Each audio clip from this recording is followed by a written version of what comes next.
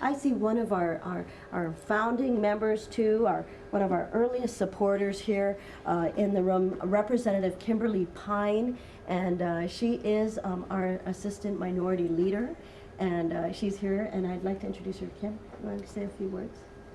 Well, thank you so much for joining us here today. This is one of the many things that we do at the state capitol here to make government better for all of you, and just so glad that we have Rep. Ching here at the helm, and we're doing some great things. Without her and the Heritage Caucus, a lot of our history and knowledge will be lost. So thank you very much. Thank you, Rep. Pine. Eva Beach, she's the representative of Eva Beach, and did a fine job. I truly appreciate her and her support and understanding this important issue, which, you know, we do believe is a win-win for all of us, local and visitor alike. Yeah. And another one we're hoping that will go smoothly through the process here at the legislature is a bill addressing criminal penalties for trespassing on historic sites. You know, historic sites, now that we have more in participation in the environmental movement, the green movement. We have people who seem to understand now, which was introduced many years ago, the concept of sustainability. But we have popular and pretty broad support for that. What we're hoping is to see the same trend and understanding of historic preservation. The fact is a lot of these sites are no different from endangered species. They really are. A lot of the structures, the built environment, sometimes either the material is no longer available, some of these rare woods, or etc., but the craft is not available.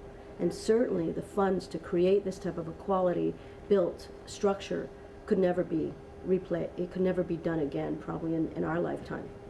And one that comes to mind is, of course, the Iolani Palace, etc. These places have significance not just for their built structure, but for where they are and what they mean to us. So we have to protect them, and we need to make sure that they're around for future generations. So we have also one for a bill that is actually going to request that we have different promoting different sorts of things like the farmers market. We have identifying state landmarks. You know, a lot of times it's all about education in historic preservation, raising awareness. But if you don't know that it's a historic site, and how would you know if you don't just, you know, you might look at it, it might be obvious, but then again, it might not. So we want to see where we can apply for grants, etc. We know we're tight with money, we understand that, but those grants that are appropriate to put landmark signage on different historic sites. We can't lose sight of the goal of making sure that we have a healthy community. That's really what historic preservation is about. Some people may have the past idea that it's sort of the frosting on the cake, or that it's something that comes after you take care of other things. There are important issues. We do want to take care of those, but at the same time, we must understand what makes us attractive to the visitor and what keeps us healthy, and the people having well-being, and children feeling connected to their community. The truth is historic structures are actually no different from books. They teach us, and they teach us in one of the most wonderful ways. So thank you. We hope to see you here at the Capitol, and I appreciate you. Representative Corinne Ching of Lily Honey. You know, no one knows it better than Corinne Ching. No one feels it stronger than Corinne Ching. Well, we sure do admire Representative Ching's passion in politics. That definitely says it all. It's a industry that is huge, and it's a new niche that I think she's pointing out that we really should pay attention to. They stay longer, they spend more money. We've got 7 million people who come to our shores. Our beautiful islands bring 7 million people, but she's saying this is a special guest, and with a special appreciation of history, we should take advantage of. You're talking about the heritage tourist. The heritage tourist. Because tourism generally is very fickle, even though it's the biggest industry in the world. It's not oil, it's not Walmart. Tourism as an industry is the biggest industry in the world, and if anybody knows it better, it's Hawaii. And this is a new niche that Representative Ching is bringing to people that I think HTA should listen up clearly.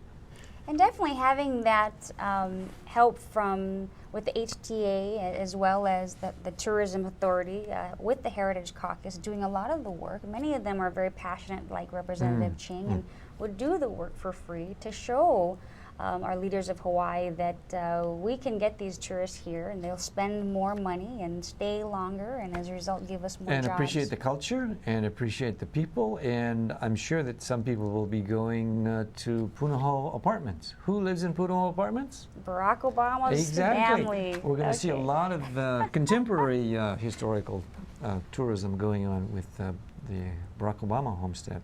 But I think Corin Ching has got the right idea. It's the right direction. We have to nurture our biggest industry, and that's tourism. And I think she reminds us of that.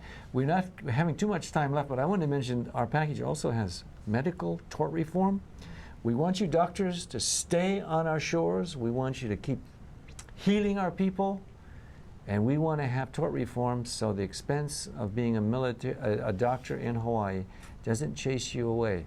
And I think our colleagues are ready to listen to you this time around, and it's in our package. We also, for farmers out there, we have a buy local program that we'd like to see more produce. You know, we are 85% dependent on everything we eat, consume, we ship it in, and we use it, but we've got to grow more, we've got to be more independent. We've got some things for incentives for farmers to do, and a number of other things of which we're running short on that, would you care to mention other parts of the package? Well, definitely, we do want to go back to the Department of Education, and we don't want to pick on the Department of Education. It's just that it's one of the only departments that hasn't had a management audit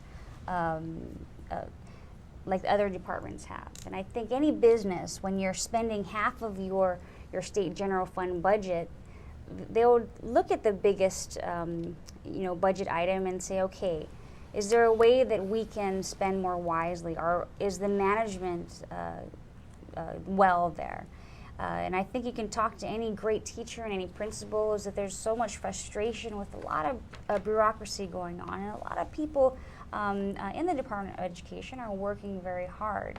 But even in my own family, we review our own spending, and we review how we do things in our family, and can we do things faster and better? And when I just got 2 dogs, we just said, okay, can we do things faster and better, where now I have to walk them and feed them, and so we really want to continue to push for that and to eliminate a lot of the caps on charter schools as well. That's the American way. Faster, better, cheaper.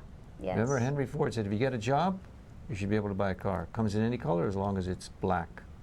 The other thing you mentioned, we want to strengthen democracy. We want the Kurt Caldwell difficulty. We have a bill to straighten out, so the last-minute filing and the last-minute games that are often subject to the nomination process, we have a bill to straighten that one out.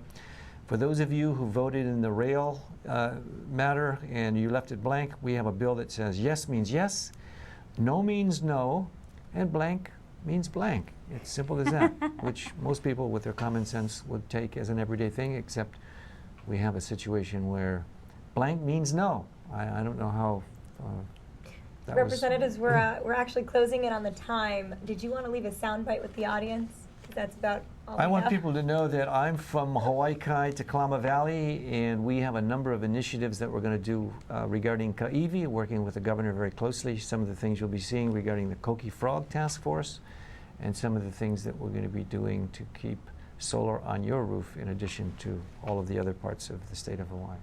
Well, of course, I'm from Ewa Beach, which is all the way from West Loch Fairways down to Iroquois Point and Ocean Point and Ewa by Gentry, and West Loch Elderly Village as well. And Fort River Road is almost done with the widening. We're going to get to Renton in about April, and as many of you know, that's where our problem lies. Well, Representative Pine, Representative Ward, thank you for joining us again on the show today. And you're watching Better Government. I'm Sarah, and mahalo for coming in.